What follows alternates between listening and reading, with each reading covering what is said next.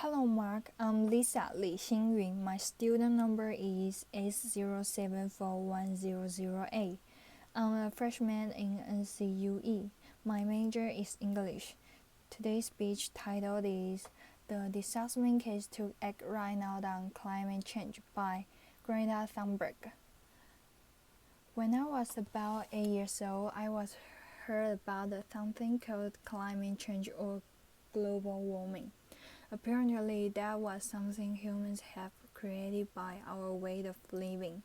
I was told to turn off the light to save energy and to recycle paper to save resources.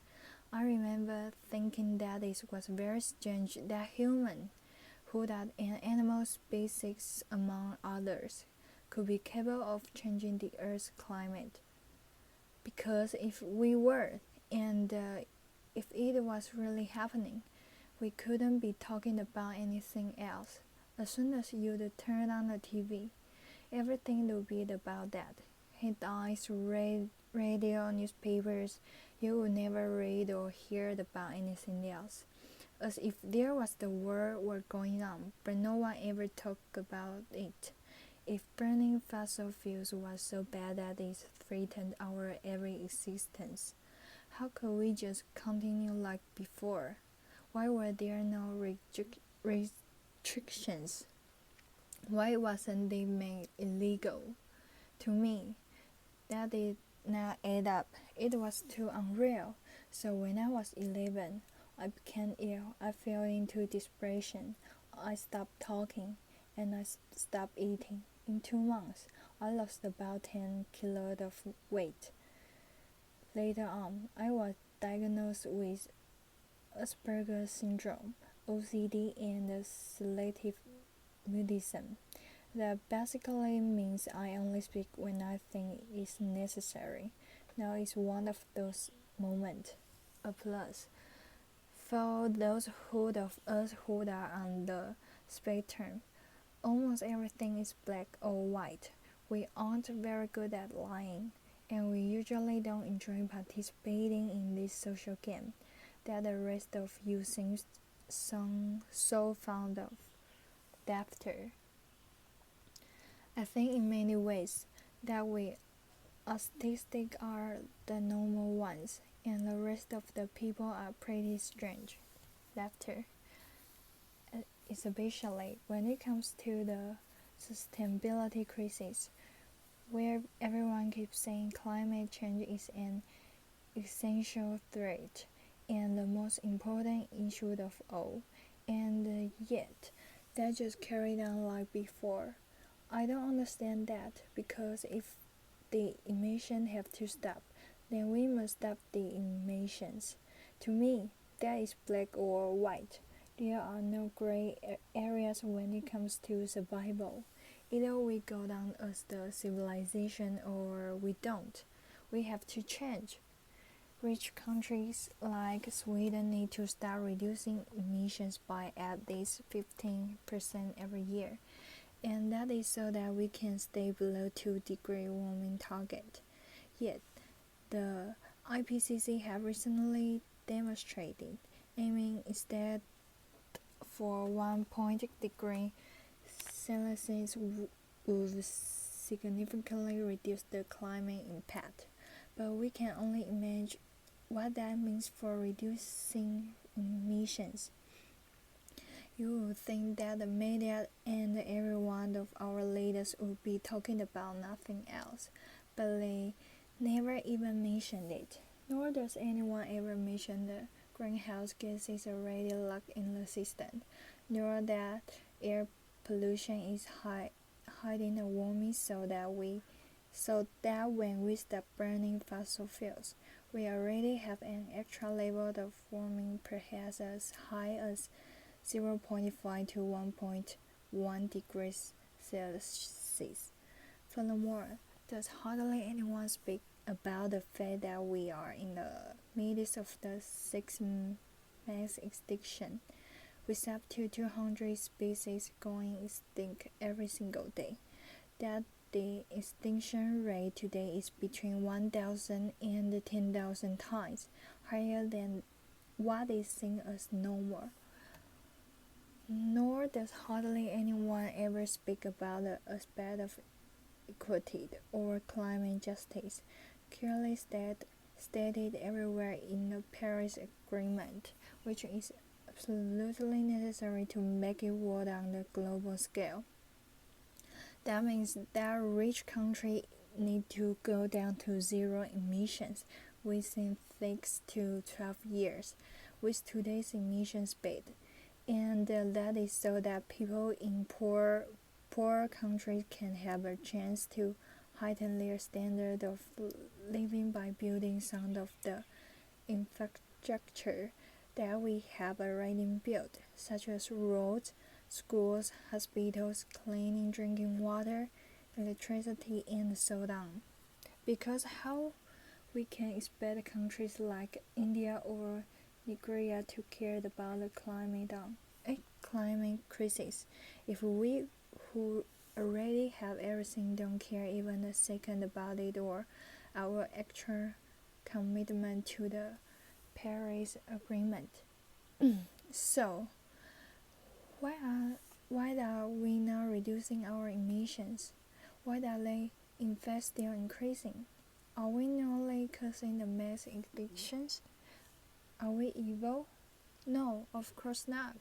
People keeping doing what they do because the vast majority doesn't have a clue about the actual consequences of our everyday life, and they don't know that rapid change is required.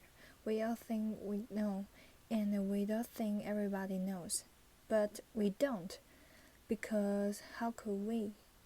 If there really was the crisis, and if this crisis was caused by our emissions, you would at least see some signs, not just flooded cities, tens of thousands of dead people, and the whole nations leveled to piles of torn down buildings. You would see some restrictions, but no. And no one talks about it. There are no emergency meetings, no headlines, no breaking news. No one is acting as if we were in a crisis. Even most climate scientists or green politicians keep on flying around the world, eating meat and dairy. If I live to be 100, I will be alive in the year 2103. When you think about the future today, you don't think beyond the year 2050. But then I will, in the best case, not even have the half of my life. What happened next? The year 2078. I will celebrate my 75th birthday if I have children or grandchildren. Maybe they will spend that day with me. Maybe they will ask me about you. The people who were around back in 2018, maybe they will ask why you didn't do anything. Well, there still was time to act. What we do or don't do right now will affect my entire life and the lives of my children and grandchildren.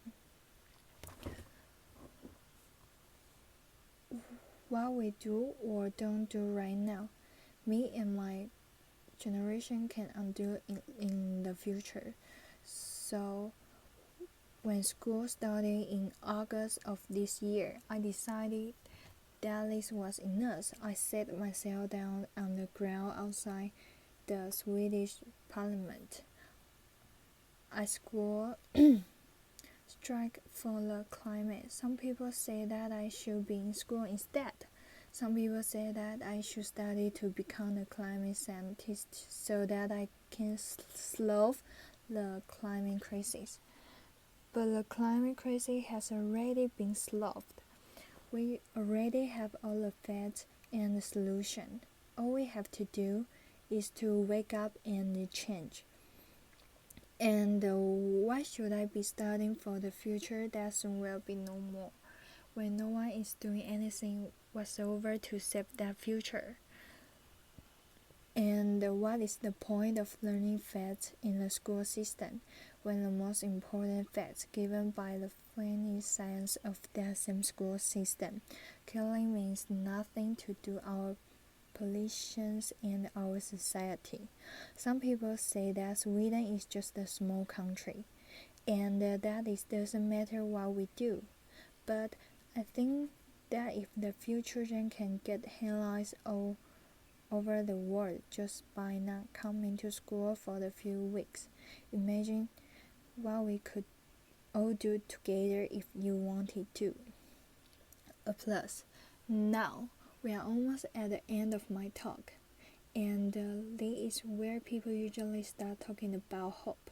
Solar panels, wind power, circular economy, and so on. But I'm not going to do that. We've had 30 years of pep talking and selling positive ideas. And I'm sorry, but it doesn't work.